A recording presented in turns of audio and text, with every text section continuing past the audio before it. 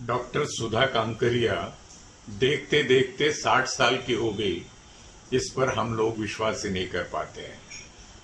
जो उन्हें उनके अस्पताल में देखते हैं, जो समाज कार्य में देखते हैं, जो बेटी बचाओ आंदोलन में देखते हैं, उनको लगता है कि उनकी ये बड़ी दीदी अभी 40 साल की है। सुधा जी को षष्ठाब्दी पूर्ति के इस अवसर पर शुभकामनाएं देते हुए मुझे और श्रीमती कांचन सोनटक्के को बहुत बहुत आनंद आ रहा है। सुधा जी ने केवल अपनी डॉक्टरी तक ही अपना काम सीमित नहीं रखा।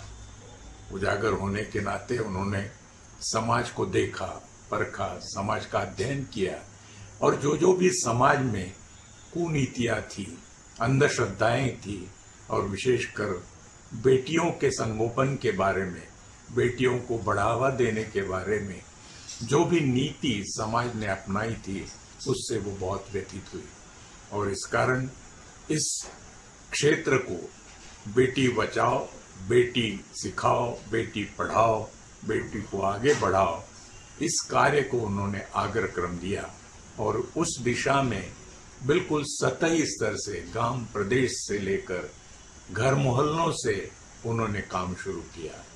आज उनका काम राष्ट्रीय स्तर पर नवाजा गया है। राष्ट्रपति प्रतिभाताई पाटिल तथा डॉक्टर कलाम जैसे विख्यात लोगों ने उनका सम्मान किया है, उनको आशीष दिया है। दोस्तों, सुधा जी ने समाज में जाके जो काम किया वो किसी के कहने पे किया नहीं, वो किसी के कहने पे किया नहीं, वो उन्होंने अंतः प्रेरणा से किया। उस कारण उसमें वो अपने प्राण झोंक देती है, सब कुछ निछावर करके इस कार्य के पीछे पड़ जाती है और इसी कारण उन्होंने अपने हजारों लोगों को इस दिशा में प्रवृत्त किया है। जहाँ तक मेरी जानकारी है, उन्होंने एक नया चलन शुरू किया है। ब्याह के बाद 7 फेरे जो लिए जाते हैं, सुधा जी ने 8वां फेरा लेना भी जरूरी माना और ये 8वां फेरा प्रतिज्ञा के रूप में है कि वे यदि अब अपनी बेटी होती है तो उसका लालन पालन बेटे से भी अधिक करेंगे, उसको बढ़ावा देंगे। सुधा जी ने केवल सामाजिक कार्य के लिए ही अपना समय दिया ऐसी बात नहीं है, पर्यावरण में भी उनका काम बहुत बड़ा है। कला और संस्कृति के बारे में भी उन्होंने काम किया है। स्वयं एक शिक्षित नृत्य निपुण होने के नाते उन्होंने नृत्य की प्रतियोगिताएं रखी है। साथ साथ ही बालकों का विकास करने के लिए राज्य स्तर की बाल नाटक प्रतियोगिताएं वो प्रतिवर्ष लेती है और ये काम पिछले 20-22 वर्षों से सफलता से चला आ रहा है।